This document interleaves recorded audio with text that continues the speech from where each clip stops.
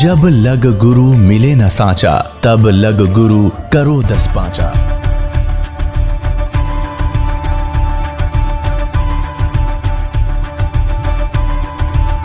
तो परमात्मा वहाँ अंतर ध्यान हुए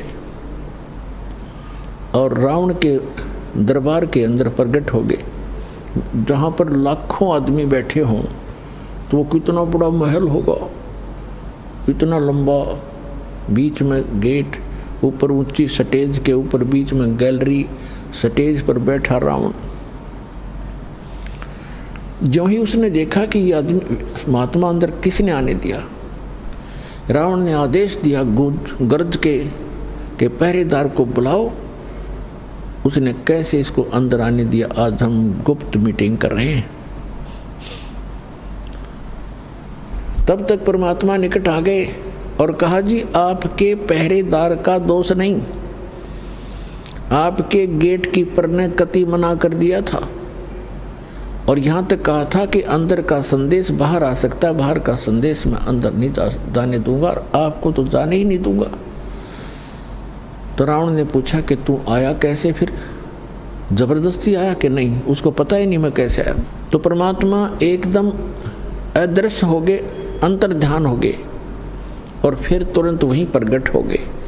तब कहा कि मैं ऐसे आया, उसको नहीं पता, वहाँ तो मैं अदृश्य हो गया और आपके महल के अंदर राज दरबार में मैं प्रकट हो गया, ऐसे आ गया। तो रावण ने कहा कि बोल क्या काम आया तू, फिर तेरी खबर लूँगा, तू अंदर आ कैसे गया। परमात्मा ने कहा कि रावण, जिस देवी को तू उठाकर लाया है उसको वापस लौटा दे, तेरी इसी में खैर है, और अपनी अक्षमा याचना कर ले, तेरा कुल बच जाएगा, तेरी जान बच जाएगी। वो भगवान विष्णु के अवतार हैं और ये लक्ष्मी अवतार सीता है। रावण कहता है कि अपनी जुबान बंद कर ले और तू वापस चला जा। परमात्मा ने कहा कि तेरी विनाश काले विपरीता बुद्धि होगी है रावण, तेरा सर्वनाश निकट है, तो दुनिया के अंदर 1 नंबर का दुष्ट प्रसिद्ध होगा। तो ऐसे कर्म मत कर, एक सूरवीर होकर अबला को हर लाया, तो जैसे धिक्कार है तेरे जैसे राजा को। परमात्मा तो परमात्मा थे, निडर थे, उसने 36 सुना दी उसके हित में। रावण को इतना क्रोध आया कि 2 कौड़ी का एक संत और लंका के राजा के इंसल्ट कर दी, निकाल के तलवार और वहीं से जंप लगाया, नीचे आया, स्टेज से कूद गया और गुस्से में तलवार निकाल के परमात्मा को कत्ल करना चाहा। परमेश्वर के पास एक झाड़ू की सींख थी, आपको देखी होगी झाड़ू की सींख कितनी पतली होती है। एक सींख, वो तिल्ली सींख लंबी सी, और उसको ऐसे कर दिया, हाथ में ले रखा था, ऐसे कर दिया। रावण ने गुस्से में उसके ऊपर ऐसे 70 कट्टे जैसे लोहे के पिलर के लगता हो उसकी तलवार 70 बार वार किया और सींख को निशान भी नहीं हुआ। और 100 जोटे खाने वाला कितना पहलवान होगा, कितना तगड़ा, पसीने आगे भाई के कांपन लग गया और खड़ा हो गया तलवार लेकर, कहने लगा, अब उसने देख लिया ना मारे तो मरता, एक सींख का निशान हुआ तो उसका क्या बिगाड़ देगा। उसका समझ में नहीं आई कि भगवान है, ने सोचा कोई सिद्धि होगी इसके पास। जाके ऊपर बैठ गया स्टेज पर मुंह लटका के और कहने लगा कि तेने जाना हो तो जा, ना तेरी बात मैं मानो नहीं। परमात्मा बोले, फिर मैं यहाँ के गड्ढूंगा तेरे पास, तेरे जैसे नालायक के पास, पर मेरे फिर आखिरी वचन सुन ले, तेरा नाश निकट है, तेरी बुद्धि भ्रष्ट हो चुकी है। तो ब्राह्मण हो कैसे जुल्म करता है? और परमात्मा, वो परमात्मा के सब बच्चे हैं, सबको कहना सुनना उसका कर्तव्य बनता है। ये कहकर वहाँ से अंतर ध्यान हो गए। अब परमात्मा ने जाकर के वहाँ चंद्र विजय के घर पे बता दिया कि कह देना मंदोदरी को कि मैंने उससे कहा था, लेकिन वो बिल्कुल नहीं माना। मंदोदरी वहीं आ गई कुदरती, क्योंकि बुला लाई जाकर के वो कर्मवती, उसकी चंद्र विजय भाट की पत्नी। और कहा परमात्मा ठीक है, आपकी बात उसने नहीं मानी तो मेरा हाथ से वो मन मृत्यु मान ली उसकी। परमात्मा बोले बेटी मैंने अपना जो आपने कहा मैंने वो कर दिया, पर वो नहीं माना। अब उस समय विभीषण भी वहां विराजमान था और दीक्षित था।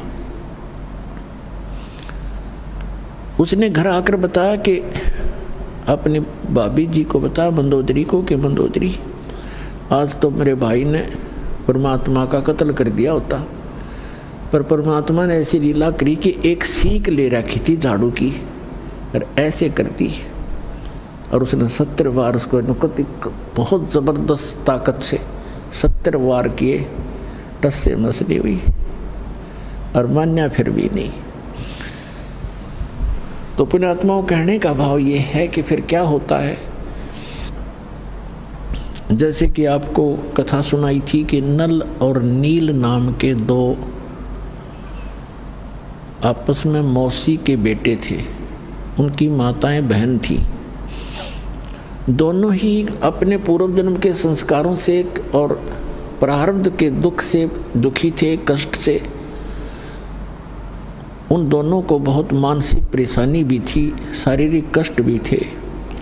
और परमात्मा कबीर जी के आशीर्वाद से वह स्वस्थ हो गए थे। फिर उनके शिष्य बनकर मुनिंदर ऋषि रूप में परमात्मा आए हुए थे। एक आश्रम कुटिया बना रखी थी, वहाँ वो रहा करते, सत्संग सुनने जाया करते थे, अपने घर भी आ जाते थे। जैसा कि आपको पहले भी बताया है कि उनके हाथों में समुद्र के अंदर कोई वस्तु ना डूबने का ये कैसे वो चमत्कार करामात आई थी।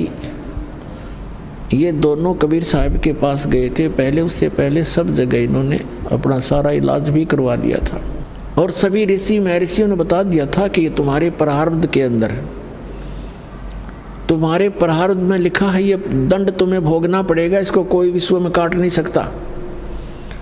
ये तुम्हारी किस्मत में लिखा हुआ निर्धारित अंक है।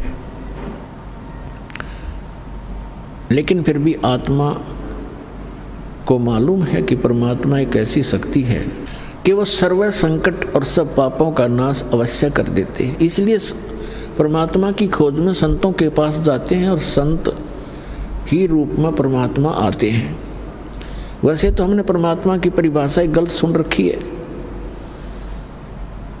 हम निराकार मानते हैं भगवान को। तो साधु कहते हैं, कबीर साहब कहते हैं, हमें समझाने के लिए कहते हैं कि पर्वत पर्वत में फिरा, कारण अपने राम, राम जैसे संत मिले जिन सारे सब काम। परमात्मा के लिए भटक रहा था, कहीं पर्वत पर कहीं गुफाओं में, लेकिन कोई संत मिला जिससे वो लाभ हुए जो भगवान दिया करता है। तो वो संत नहीं, वो स्वयं परमात्मा ही होते हैं। और ये परमात्मा आते रहते हैं अपनी प्यारी आत्माओं को परमात्मा में आस्था बनाए रखने के लिए। उनको सतमंत्र दे जाते हैं, कुछ अपने आशीर्वाद से उनकी बैटरी चार्ज कर देते हैं, पुण्य बना देते हैं, और ताकि उनमें उनके ऐसे दुख दूर कर देते हैं वो सोच भी नहीं सकते। फिर उनकी आस्था भगवान में दृढ़ हो जाती है। यही कारण रहा कि अभी तक हम परमात्मा परमात्मा कहते आए और भगवान से डरा करते, सर्व सुख पूर्व में परमात्मा से चाहा करते थे। आज से 50-60 वर्ष पहले वर्षा होती नहीं थी, होती थी भगवान से ही अर्ज करते थे तो वर्षा होती थी। कोई दुख भी होता तो हम अपने झाड़ फूक जंतर से ही मंत्र से कोशिश किया करते थे। इसलिए भगवान आते थे और ये दुख सभी प्रकार के परमात्मा दुख दूर कर सकता है, कर ही देता है। इसलिए परमात्मा जगह जगह आकर प्रकट हो जाते थे, उस क्षेत्र में अपनी महिमा बना जाते थे और उनकी महिमा बहुत वर्षों तक चलती रहती है। उन्होंने इस परमात्मा की आस्था हमारे हृदय में यहाँ इस कलयुग तक बना कर रखनी थी। तो नल और नील परमात्मा के चरणों में पहुँचे, आशीर्वाद मात्र से स्वस्थ हो गए। ऐसे हो गए जैसे कभी उनका दुख था ही नहीं, किसी प्रकार का कोई कष्ट इनको नहीं हुआ। फिर उनकी आस्था दृढ़ होगी, सब जगह खड़ा होकर कहा कि हम बड़े दुखी थे, गुरुदेव की कृपा से हम सुखी हो गए। हमने तो मान लिया था कि आजीवन कष्ट उठाना पड़ेगा, लेकिन हमें नहीं पता था कि पृथ्वी पर परमात्मा आए। इस तरह की वहाँ उपस्थित भक्तों को जो सत्संग सुनने के लिए गए थे सबको बताया, औरों का भी दृढ़ हुआ विश्वास। तो उन्होंने, परमात्मा ने बताया बेटा सत्संग में सेवा जरूर करनी चाहिए, इससे बहुत पाप कटते हैं और आप तो बहुत पापों से ग्रस्त हो और आपको कुछ सेवा करनी चाहिए हाथ से। पुण्यात्मा, हमारे कई प्रकार के पाप कर्म हैं। कुछ ऐसे पाप हैं जो परमात्मा गुरुदेव के दर्शन से कटेंगे, कुछ ऐसे पाप हैं जो आशीर्वाद से दूर होंगे, कुछ ऐसे पाप कर्म हैं जो धर्म दान करने से ही आपको राहत मिलेगी, कुछ ऐसे पाप होते हैं जो हाथ से सेवा करने से ही आपको राहत मिलेगी, और कुछ इस प्रकार के आपके पाप कर्म हैं जो परमात्मा की भक्ति मंत्र जंत्र ये जो दिए जाते हैं सतनाम और प्रथम और मंत्र, इनसे ही कटेंगे। तो ये सारा कुछ मिलाकर एक ट्रीटमेंट है आत्मा को स्वस्थ करने का और सतलोक में जाने का और यहाँ भी भौतिक लाभ प्राप्त करने का। तो ये सारा कंप्लीट कोर्स करने से ही आपको पूर्ण लाभ प्राप्ति होगी। तो उन्होंने पक्का दृढ़ निश्चय कर लिया कि जितने भी यहाँ रोगी, बूढ़े, वृद्ध, बहन, भाई, माता, भाई, पिता जो बुजुर्ग आते हैं उनके बर्तन साफ करते, उनकी, क्योंकि परमात्मा के दरबार में दुखी ही ज़्यादा जाते थे। कोई रोगी था, कोई कोढ़ी था और कोई किसी बीमारी से ग्रस्त था, कोई भूतों का सताया, कोई देवताओं पितरों का सताया हुआ वहाँ जाते थे। तो वो क्या करते थे, बर्तन ले जाते थे, बेले, थाली, गिलास। उस टाइम कांसी के हार्दे कांसी धातु थी और कांसी धातु का गिलास हो चाहे बेला हो चाहे थाली, वो अवश्य डूब जाता है, पानी पर तैरता ही नहीं। तो उस समय ऐसा साधन था कि पहले बर्तनों को या कपड़े धोने होते तो पानी में भिगोया करते, घंटा 2 घंटा, उनका वो मैल गल जाता, फिर साफ करा करते रेती कपड़ों को, ऐसे बर्तनों को रेत रात से। तो वो क्या करते थे, गंगा यानी दरिया के किनारे बैठ जाते थे, उन बर्तनों को भिगो के, कपड़े होते कपड़ों को, और 1 घंटा आध घंटा एक वृक्ष के नीचे बैठ कर भगवान की चर्चा करते थे। और भी बैठ जाते भक्त और सत्संग में सुने हुए वचनों पर डिस्कशन किया करते थे कि हमारे साथ ऐसा दुख था, परमात्मा ने आशीर्वाद दिया, हम स्वस्थ हो गए। और भी आपस में चर्चा करते थे, हमें भी ऐसे कष्ट था, यहाँ आते हमें ये राहत मिली, ऐसा ऐसा सुख हुआ, परमात्मा आए हुए हैं, भगवान ये तो मुनिंदर नहीं भगवान समझो। इस तरह चर्चा करते करते वो मस्त हो जाते। उधर से कोई उनका किसी का गिलास, किसी का लोटा, किसी की थाली, किसी का बेला बह जाता, उनको ध्यान नहीं रहता, किसी के कपड़ा, किसी का तौलिया, किसी की धोती वो बह जाती। और वो बेचारे मांझ मूंझ का जो इकट्ठे करके लिया कर रख देते, उठा लो अपने अपने। अब किसी की थाली नहीं, किसी का बेला नहीं, किसी का गिलास नहीं, तो कहते भी हमारा ये नहीं मिला, हमारा ये नहीं मिला। तो कहते जी हम तो जितने ले गए थे उतने ले आए। तो और दूसरे जो भगत जाते थे सेवादार बर्तन साफ करने के लिए, वो बताया करते थे कि ये ध्यान नहीं देते, ये बैठ के गप्पे मारने लग जाते हैं और वो बह जाते हैं, इनको ध्यान नहीं रहता। तो उन्होंने आखिर में ये शिकायत परमात्मा तक पहुंचा दी कि जी आप अपने जो 2 भक्त हैं, ये इनको हमने मना भी कर लिया कि आप सेवा रहने दो, कि सेवा ना करो। हमारे तो गिलास कहाँ से लाए, इतनी दूर जंगल से गांव में जा करके, हम तो दुखी हो जाते हैं, हमने यहाँ 2-4 दिन रुकना है, सत्संग है। और ये मानते नहीं, रोने लग जाते हैं, कहते हैं आगे ठीक रखेंगे, ध्यान रखेंगे, और परमात्मा जी फिर भी ऐसे ही करते हैं। आप इनसे कहो कि ये हमारी सेवा ना करें, कोई और कर लेगा। उनको ये चिंता होगी कि गुरुजी के पास मेरी कंप्लेंट चलेगी हमारी, और कहीं हमें फिर वो आपत्ति ना आ जाए, गुरुजी रुष्ट हो जाए। चरणों में पड़ गए, बुरी तरह रोने लग गए। कहा भगवान हमारी सेवा ना छीनना, हमारी सेवा ना छीनना दाता, हम बिल्कुल आगे से बिल्कुल ठीक करेंगे, वे बहुत ध्यान रखेंगे। तो वो भगत कहने लगे जी ऐसे ही कहते हैं, कई बार कह लिया ऐसे ही, अब जाते फिर वैसे ही फिर कर देते हैं। तो परमात्मा ने, वो तो जानी जान थे, कहा बेटा इनको आशीर्वाद दे देता हूँ, इनके हाथ से कोई चीज़ भी नहीं डूबेगी, लोहे की भी नहीं डूबेगी, पत्थर भी नहीं डूबेंगे, और तुम निश्चिंत रहो और बेटा करो सेवा। अब नल नील खुश हो गए और सावधानी बरतेंगे। अब उनने पानी का बेला भर के थाली और वो रख दिया दरिया पे। वो न्यू का नो बेला भरा हुआ पानी का और उसके ऊपर है जल के ऊपर रखा है। वो हाथ ला दे नीचे जाओ ना तो नहीं जाओ। और दूसरे भक्त देखने लगे, रे सचमुच ये तो गुरु जी का आशीर्वाद से इसके ये डूबता ही नहीं। उन्होंने दूसरों ने भी कोशिश कर ली, पकड़ कर दो दो तीन तीन उस बेले को बाहर खींचने की, वो थाली को पानी की भरी हुई जो तैर रही थी उनसे हली नहीं। और वो हथलाओं जब बाहर आ जाए रखे वही सेट हो जाए। तो इस तरह कई बार पत्थर भी उठा कर उसमें रख कर देखे, वो भी तैरने लग गए। रुक ये नो के नो वहीं पर, आधे डूब जाते थे आधे रह जाते थे ऊपर। तो इस तरह की उनके वरदान परमात्मा ने दे दिया। वह समस्या समाधान करने के लिए कि सेवा भी नहीं छोड़ना चाहते, इनको सचमुच यह दिक्कत है ही। तो दोनों का बीच बिचाड़ा कर दिया। और ये फिर कहाँ जाकर बात बनी। अब उधर से समुद्र के ऊपर पुल बनाने की आवश्यकता पड़ी श्री रामचंद्र जी ने। और समुद्र पर पुल बनाना कोई बालकों का खेल है। श्री रामचंद्र जी कहते 3 दिन तक घुटनों पानी में खड़ा रहा, समुद्र से याचना करता रहा, प्रार्थना करता रहा, मुझे रास्ता दे, जल्द ही मुझे रास्ता दे सागर राज, मैं बहुत दुखी हूँ और ऐसे ऐसे मैंने अपनी पत्नी को छुड़वा के लाना। तीसरे दिन जब उसने देखा कि समुद्र टस से मस नहीं हो रहा है, लक्ष्मण से कहा कि मेरा अग्नि बांध दे, इस समुद्र को फूंकता हूँ। ये रावण का संग पाकर अभिमानी हो गया है। अब उसने निकाल के तीर फूकना के लिए छोड़ना चाहा अग्निबाण, तभी समुद्र विपर रूप बनाकर बाहर आ गया।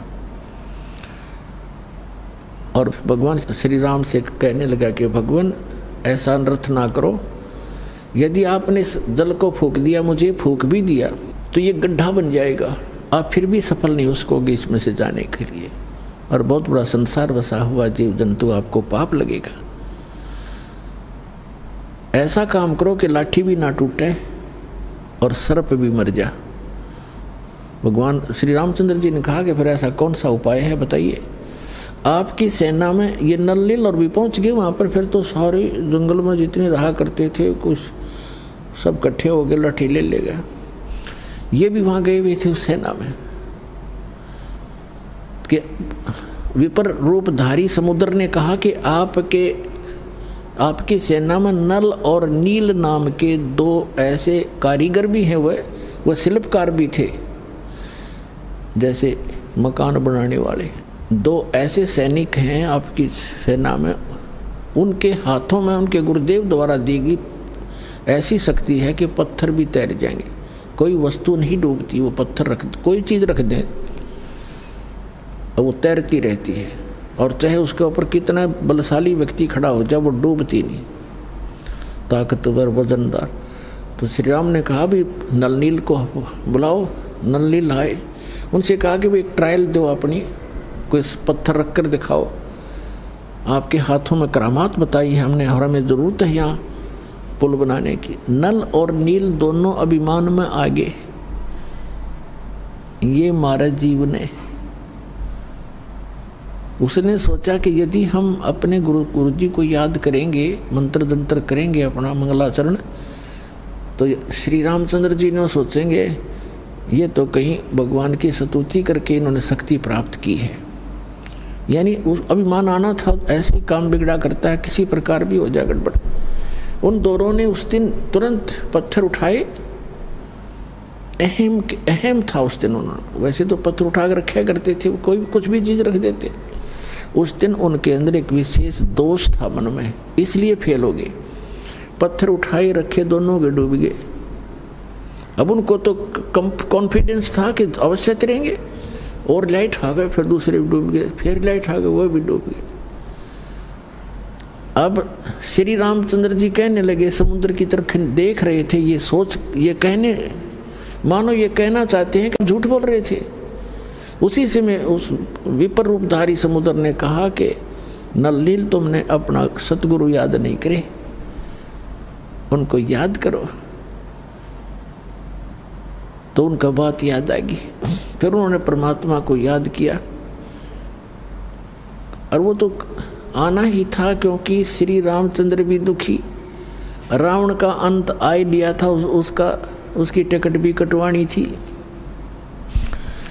और वहाँ आए क्योंकि ब्रह्मा विष्णु महेश भी उसी के तो बच्चे हैं परमात्मा के। सूक्ष्म वेद में कहा कि राम कृष्ण सतगुरु सहजादे और भक्ति हेतु न हुए प्यादे, उस परमात्मा के ही बच्चे हैं, ये भी सहजादे हैं। हमसे अच्छी आत्माएं हैं ब्रह्मा विष्णु महेश, तीनों देवा कमल दल बसे, ये ब्रह्मा विष्णु महेश, और प्रथम इनकी वंदना फिर सुन सतगुरु उपदेश। तो परमात्मा अपने बच्चों के दुख को देखता है, श्री राम के दुख को देखकर वहाँ पहुँचना ही था, और नहीं आते, क्योंकि नल नील का अगर से काम बन जाता तो उन्होंने आना ही नहीं था। उन्होंने रजाई न्यों बख्शी थी, पर हम कर्म ही ने बिगाड़ देते अपनी सारी कहानी को। तब देखा कि सामने परमात्मा आ रहे हैं, एक मुनिंदर ऋषि आ रहे हैं। कुदरती नजर पड़ी सैनिकों की, उन्होंने कहा कि ये ऋषि जी आ रहे हैं, कौन है? नल नील कहने लगे ये तो हमारे गुरुदेव आ गए, देखो हमारी पुकार सुन ली। और इतने में परमात्मा निकट आ गए, नल और नील ने चरणों में प्रणाम किया। श्री राम और लक्ष्मण और सभी ने हनुमान तक आके उनके चरणों में नमन किया। तब श्री रामचंद्र जी ने कहा कि ऋषिवर, आपके इन बच्चों के हाथों में आज वो शक्ति नहीं रही, मेरा दुर्भाग्य है, और मुझे आवश्यकता है कि समुद्र पर पुल बना के मैं लंका में जाऊं। रावण सीधी बातों से नहीं मान रहा, उससे युद्ध करना पड़ेगा और सीता को छुड़वाऊं। भगवान दया करो मुझ पर। जब आप अपने बच्चों को, अपने शिष्यों को शक्ति दे सकते हो, मेरे पर भी दया करो, कोई वरदान दो, मुझे भी मेरा ये कठिन कार्य सुलभ करो। तो परमात्मा ने कहा कि अब इनके हाथों में यह शक्ति रहेगी भी नहीं, क्योंकि इनके अंदर अभिमान छा गया। अब परमात्मा कहते हैं कि जैसे माता गर्भ को रखे यतन बना और ठेस लगे ते अक्षीण होए, तेरी ऐसे भक्ति जावे। जैसे किसी बहन को, बेटी को गर्भ रहा हो, अब वही जानती है उस गर्भ की कीमत को। रात्रि के समय भी, करवट लेते समय भी ये सोचती है, भगवान कहीं मेरे बच्चे के दाब ना लग जा। रात को भी ऐसे चिंता से उठकर बैठती है, कहीं करवट ना ले ली गई हो। ऊंचे नीचे में पैर रखते समय भी सोचती है, कोई वजन उठाती है तब भी ध्यान रखती है, ताकि मेरा गर्भ रूपी लाल सफल हो और मुझे बच्चा प्राप्त हो। तो परमात्मा कहते हैं ऐसे आपको जिस दिन से मंत्र प्राप्त हुआ है, उस दिन से आपकी आत्मा के अंदर भक्ति रूपी ये लाल गर्भ प्रारंभ हो गया है। और इसको इतना सतर्क रहना पड़ेगा, आपने इसको ऐसे रखना पड़ेगा जैसे माता गर्भ को रखे यतन बना और ठेस लगे तो अक्षीण होए, तेरी ऐसे भक्त नसावे। तो उन्होंने भक्ति नाश किया, गुरु जी की से आस्था हटी, अभिमान घर कर गया। अभिमान इस जीव का सबसे बड़ा शत्रु है। अहंकार के अंदर जीव मार खाता है, और जीव क्या कि अहंकार से यहाँ प्रधानमंत्री बना हो, चाहे सारी पृथ्वी का राजा हो, 1 मिनट में अदरंग पैरालिसिस हो जा, बांका मुंह हो जा, हाथ उठे नहीं, मक्खी मुंह में गब्बड़े और लकड़े, खा कभी मान इसका मट्टी का।